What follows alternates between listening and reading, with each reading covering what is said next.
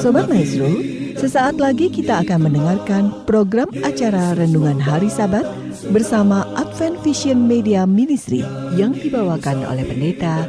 Selamat mendengarkan. Yesus mau datang segera.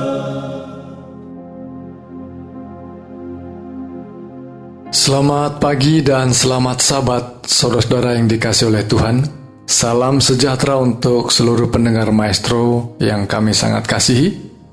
Pada pagi ini saya Pendeta Cucu Elia akan bersama-sama dengan saudara untuk membaca dan merenungkan sabda Tuhan yang pada hari ini, pada pagi ini kita akan membaca pada Mazmur pasal 36 sampai pasal yang ke-41. Dan tentu sebagaimana kita sudah mengikutinya, ini bagaikan sebuah rally pembacaan kitab Wahyu dan kita mengambil hikmah dari pengajaran yang disampaikan dalam kitab Mazmur ini. Sebelumnya saudaraku, mari kita akan berdoa. Bapa yang bertahta dalam kerajaan sorga, terima kasih untuk berkat dan penyertaan Tuhan yang telah menjadi bahagian kami sepanjang malam. Demikian juga pagi ini Engkau membangunkan kami dengan tubuh yang sehat. Tuhan, ketika kami akan memulai hari kami, tuntun dan bimbing kami, dan berkati kami dengan kebenaran firman Tuhan melalui pembacaan dan perenungan sabda Tuhan. Biarlah Roh Kudus membimbing kami sehingga kami mengerti akan jalan Tuhan. Di dalam nama Yesus Kristus kami berdoa. Amin. Saudara-saudara yang dikasihi Tuhan, renungan kita pada pagi ini saya beri judul Dosa dan Doa. Saudaraku yang dikasihi Tuhan, beberapa hari ini kita mendengar sebuah berita yang membawa kekagetan tentunya oleh karena sebuah bencana alam terjadi kembali yang sangat menghebohkan. Bencana alam ini adalah gempa bumi yang terjadi di negara Turki, di mana getarannya mencapai 7,8 skala Richter. Sebuah getaran yang sangat kuat sehingga mengakibatkan banyak kerusakan dari gedung-gedung tinggi di mana orang melakukan kegiatan dan tinggal di tempat itu. Dan nampaknya menyerang beberapa kota yang ditempati atau dihuni oleh banyak orang, yaitu tempat-tempat atau kota-kota yang cukup ramai dipadati oleh banyak penduduk. Sehingga 10 bahkan terakhir ini bertambah 1 menjadi 11 kota yang mengalami kedahsyatan yang luar biasa, di mana banyak gedung rumah runtuh secara dramatik, secara cepat, di mana banyak orang akhirnya mengalami kecelakaan, bahkan mengalami kematian lebih dari 15.000. Ya, yang terakhir berita yang kita dapatkan, 15.000 orang meninggal dan bahkan tentu luka ringan dan luka berat dialami oleh banyak orang di ke-11 kota yang mengalami gempa bumi. Saudaraku, menariknya dalam berita itu bahwa ada berita muncul di tengah-tengah sebuah tragedi besar ini, di mana Perdana Menteri Erdogan, Perdana Menteri dari Turki ini mengumumkan bahwa dilarangnya orang menggunakan atau mengakses aplikasi Twitter.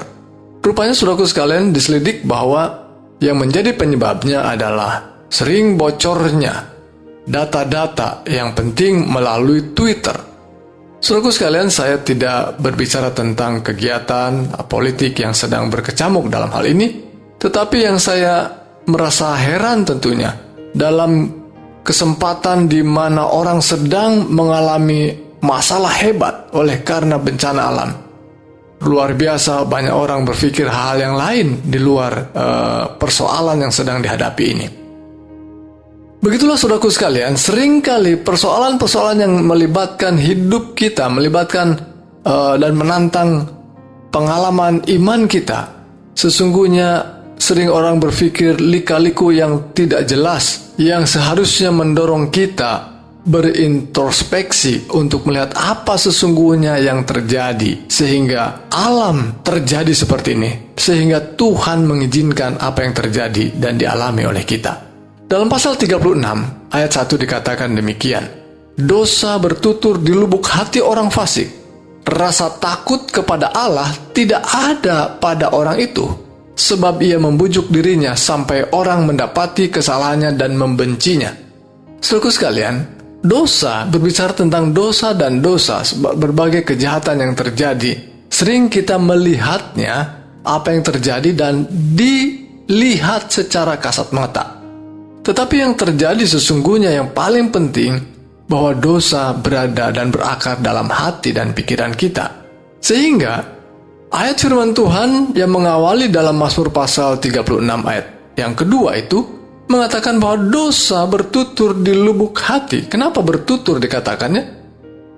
Karena kelihatannya bergumul, ya, bercakap-cakap di dalam siapa yang akan memenangkan. Karena sesungguhnya saudaraku, tema besar kita dalam hidup kita, dalam pengajaran Alkitab, tema besarnya adalah pertentangan antara baik dan jahat. Pertentangan antara Kristus dan setan. Dan itu sebabnya Tuhan merindukan ada kemenangan iman yang dimulai dalam hati dan pikiran kita. Dosa bertutur di lubuk hati orang fasik. Dan tentu bagi orang-orang benar, dosa ketika bergumul dalam hati, kita boleh menaklukkannya, kita boleh menang dalam iman. Mengapa demikian saudaraku sekalian? Karena sesungguhnya Tuhan memiliki kekuatan yang jauh lebih besar ketika umat-umatnya mau menggunakan kuasa Tuhan. Dalam seruan daripada hamba Tuhan yang menuliskan ayat-ayat Alkitab dalam kitab Mazmur ini, Raja Daud, ayat 6, ya Tuhan, kasih-Mu sampai ke langit, setiamu sampai ke awan, keadilan-Mu adalah seperti gunung-gunung Allah, hukum-Mu bagaikan samudera raya yang hebat. Manusia dan hewan Kau selamatkan, ya Tuhan. Saudara lihat bahwa dalam beberapa ayat terakhir yang saya baca, ayat 6 dan 7, betapa Tuhan kasih-Nya sungguh hebat. Dan dalam kasih-Nya Tuhan mau menunjukkan pentingnya kita melihat kebenaran, melihat hukum yang Tuhan berikan untuk kita jalani. Dan itu membawa sukacita dan kebahagiaan, sebagaimana terus berulang-ulang dinyatakan dalam kitab Mazmur. Bahkan dari awal pada pasal 1 sudah ditekankan. Saudaraku, mari kita lompat pada pada pasal yang sangat populer dalam kitab Mazmur, yaitu pasal 37. Ada beberapa ayat yang sangat menarik tentunya. Pada ayat yang pertama, pasal 37 disebutkan jangan marah karena orang yang berbuat jahat. Jangan iri hati kepada orang yang berbuat curang. Saya seringkali berpikir dan coba merenungkan ayat ini, dan ayat ini bukan satu saja muncul, tapi ada banyak ayat berulang kali muncul. Dan salah satunya dalam ayat ini, mengapa orang harus marah? Kenapa saya harus marah terhadap ada orang yang berbuat jahat atau orang berbuat curang? Biarlah orang jahat, biarlah orang curang, yang penting saya tidak melakukannya. Namun saudaraku sekalian, seringkali hati kecil kita berbisik, bergumul tentang apa yang dilakukan orang dalam kejahatannya, dalam kecurangannya, dan menikmati kecurangan dan kejahatannya itu. Sehingga kita marah, bahkan kemudian kita iri, ya, iri oleh karena orang lain melakukan hal yang jahat. Itu sebabnya kebenarannya dari Tuhan. Jangan marah, jangan iri. Mari kita lihat penekanannya. Percaya kepada Tuhan. Ayat 3. Percaya kepada Tuhan dan lakukanlah yang baik. Diamlah di negeri dan berlakulah setia. Tetap pegang kebenaran. Dan bergembiralah karena Tuhan. Saudaraku, kenapa ayat ini menjadi penting, saudara? Seringkali umat-umat Tuhan, orang-orang yang percaya kepada Tuhan, yang sudah begitu yakin dalam Tuhan Yesus, mereka begitu yakin bahwa hidupnya diberkati. Sehingga seringkali kata-katanya bergembira karena berkat Tuhan. Tapi firman Tuhan berulang kali mengatakan bergembira karena Tuhan. Karena sumbernya adalah Tuhan. Jadi bergembiralah karena Tuhan, maka Ia akan memberi memberikan kepadamu apa yang diinginkan hatimu. Luar biasa ayat ini. Tidak perlu iri, tidak perlu marah untuk apa yang dilakukan oleh orang lain. Percaya pada Tuhan. Tenang saja, diam di negeri artinya tenang saja, berlakulah setia. Lalu ayat yang kelima, serahkanlah hidupmu kepada Tuhan dan percayalah kepadanya, dan Ia akan bertindak. Saudara, ketika kita menyerahkan hidup kita, sesungguhnya tenaga yang kita miliki adalah tenaga yang jauh lebih besar. Karena tenaga yang kita gunakan sekarang adalah tenaga Tuhan, energinya Tuhan. Saya mendengar ada sebuah cerita yang sangat menarik di sebuah kota di Amerika dengan kejadian-kejadian bencana alam seperti tornado. Angin yang begitu kencang, ya. Ketika angin tornado yang merusakkan baru saja selesai, dan kemudian setelah redanya angin tornado itu ada satu pemandangan yang menarik. Ada sebuah buluh, sebuah batang padi, ya, yang menancap di sebuah batang tiang telepon. Ya, tiang teleponnya terbuat dari kayu yang sangat keras tentunya, tapi batang padi itu menancap di tiang telepon itu. Saudaraku, mungkin kita berpikir batang padi, ya, bagaimana bisa menancap di sebuah tiang telepon? Itu lemah sekali, tidak mungkin, mustahil. Namun saudaraku sekalian, rupanya batang itu menyerahkan dirinya kepada angin yang kuat, ya, dan angin itu membawanya dan menekannya secara kuat di batang atau di tiang telepon itu, sehingga menancap. Saudaraku, begitulah kira-kira arti daripada menyerahkan hidup kita kepada Tuhan. Kita mempunyai kekuatan yang jauh lebih besar ketika kita menggunakan kekuatan kita. Berserah kepada Tuhan, dan Ia dan Tuhan sendiri yang bertindak. Ia akan memunculkan kebenaranmu seperti terang dan hakmu seperti siang. Jadi saudaraku sekalian, begitu banyak orang-orang fasik yang dikisahkan dalam ayat-ayat yang disampaikan dalam kitab Mazmur ini. Namun mereka pada akhirnya akan menghadapi banyak persoalan dan akhirnya menjadi lisut dan bahkan menjadi seperti sekam yang ditiupkan angin, kata Tuhan. Baik saudaraku sekalian, pasal 37 ini kemudian disusul dengan beberapa ayat penting juga yang terkait juga dengan jalan hidup daripada umat-umat Tuhan. Ayat 27, jauhilah yang jahat dan lakukanlah yang baik, maka engkau akan tetap tinggal untuk selama-lamanya. Sebab Tuhan mencintai hukum. Saudaraku, kalimat ini dalam sekali tentunya maksudnya. Tuhan sendiri mencintai hukum. Karena Tuhanlah si pembuat hukum. Dan Tuhan sendirilah sesungguhnya hukum itu. Dan umatnya tentunya harus hidup sesuai dengan Tuhan. Sesuai dengan hukum Tuhan. Tuhan sendiri mencintai hukum. Dan Ia tidak meninggalkan orang-orang yang dikasihinya. Sampai selama-lamanya mereka akan terpelihara. Tetapi anak cucu orang-orang fasik akan dilenyapkan. Ayat yang ke-30, mulut orang benar mengucapkan hikmat, dan lidahnya mengatakan hukum. Ayat 31, pada pasal 37 ini, Taurat Allahnya akan ada dalam hatinya, langkah-langkahnya tidak goyah. Saudara yang dikasih oleh Tuhan, saya melihat bahwa penulis kitab Mazmur ini terus mengungkap, terus mendorong para pembacanya untuk sungguh-sungguh hidup di dalam Tuhan sesuai dengan hukum-hukum Tuhan. Saudara, ini adalah sesuatu yang mungkin bagi kebanyakan orang Kristen merasa sesuatu yang kok aneh ya. Kita bicara tentang kasih karunia Tuhan kita, Yesus Kristus, tapi kitab Mazmur ini berbicara banyak tentang hukum, bagaimana kita hidup sesuai dengan hukum Tuhan. Saudaraku yang dikasih Tuhan, sebagai seorang yang percaya pada Tuhan, percaya pada karya keselamatan yang diberikan oleh karyanya Yesus Kristus ketika mati di kayu salib, bukan membuat kita tidak mencintai atau tidak mengikuti hukum Tuhan. Karena Tuhan kita mati oleh karena dosa manusia. Mengapa Dia harus mati oleh karena dosa? Itu artinya bahwa Tuhan sedang menegakkan hukum Tuhan. Hukum yang membuat orang dapat melihat bahwa dia berdosa atau melanggar yang diperintahkan Tuhan.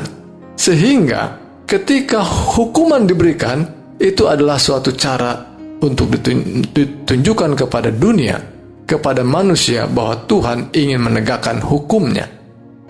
Jadi ini tidak bertentangan, tidak berbicara tentang kasih karunia, sama saja sedang berbicara tentang hukum yang sedang ditegakkan.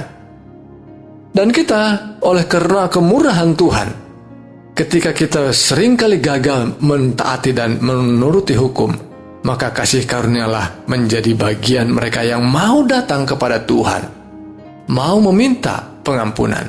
Dan dalam pasal-pasal selanjutnya adalah pasal yang berbicara tentang meminta.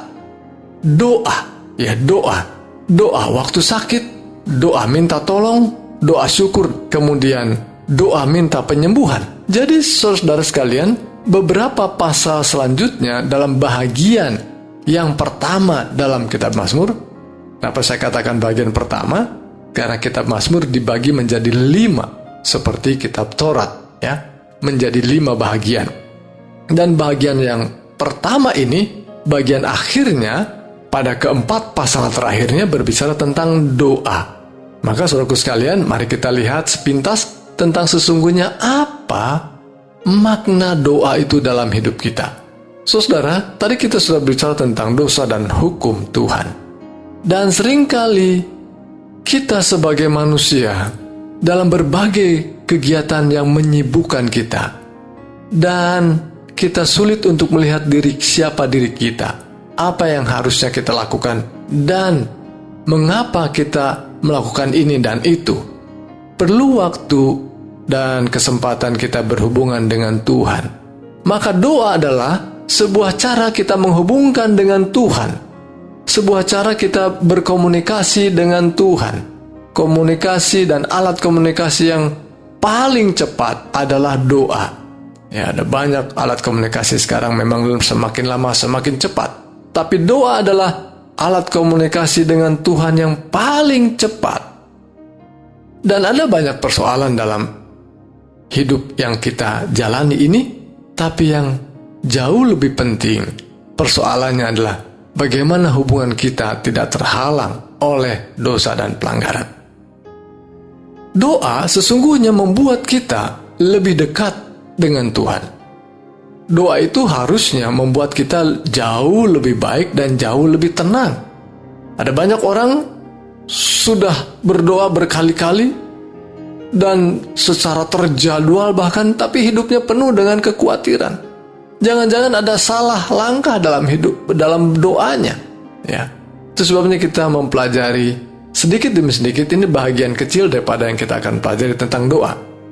Misalnya saja pada pasal yang ke-38. Doa pada waktu sakit. Beberapa ayat yang dikatakan dalam pasal 38 ini, Tuhan, janganlah engkau menghukum aku dengan gerammu, dan janganlah menghajar aku dalam kepanasan murkamu. Sebab anak panahmu menembus aku, tanganmu telah turun menimpa aku. Tidak ada yang sehat pada dagingku oleh karena amarahmu. Saudaraku sekalian, ketika seseorang sakit, seringkali juga kita berintrospeksi, ya, melihat apa sesungguhnya yang Tuhan sedang lakukan kepada saya. Dan nampaknya penulis menunjukkan bahwa Tuhan mengizinkan seseorang mengalami sakit.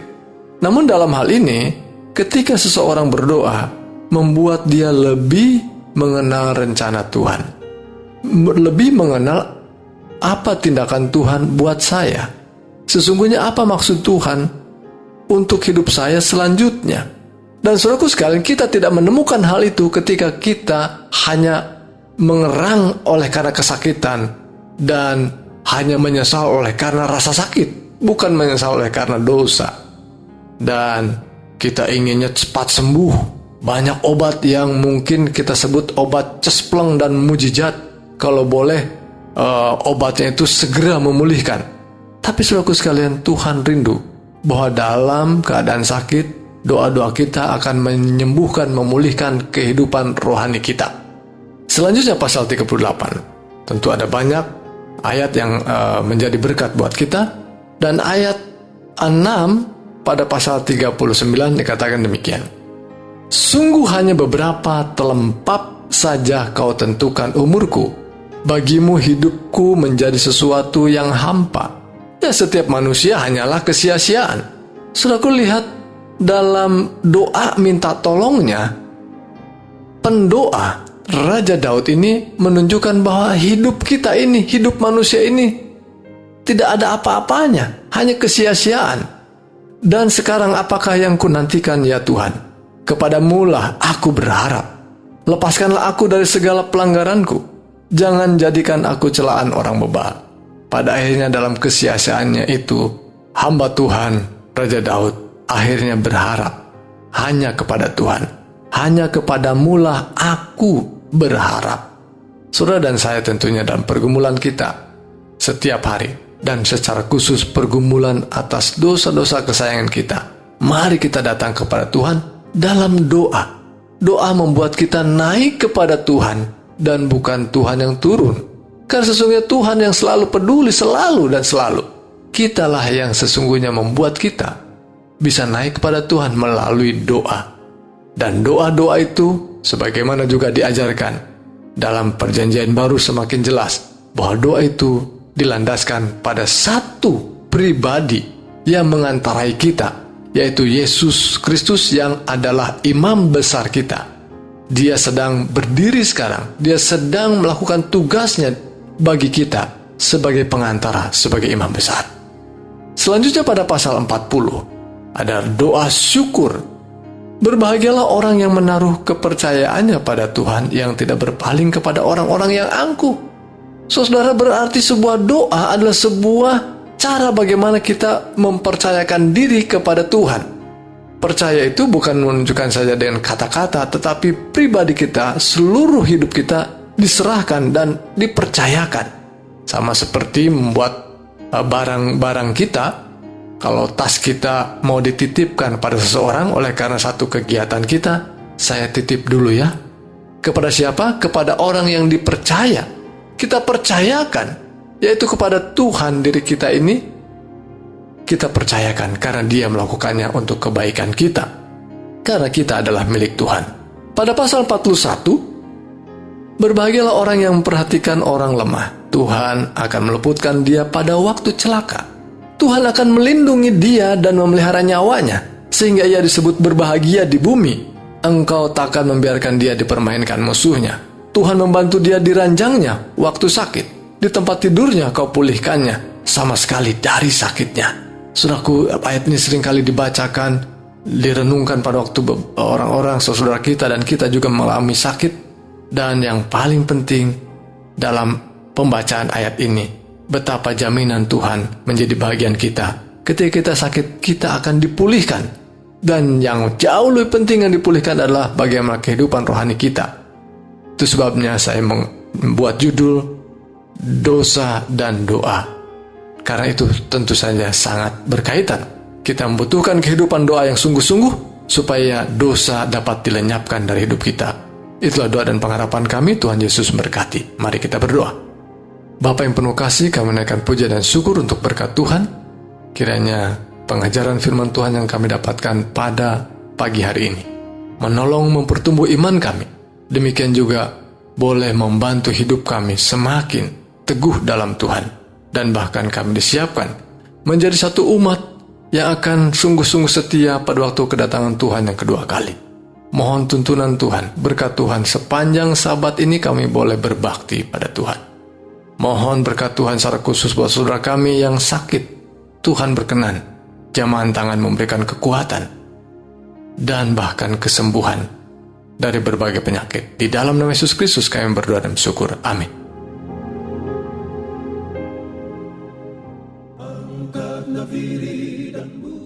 Sobat Maestro, Anda telah mendengarkan program acara Renungan Hari Sabat bersama Advent Vision Media Ministry. Untuk tanggapan pendengar, hubungi 087 888 777 689. Terima kasih atas kebersamaan Anda. Tuhan memberkati.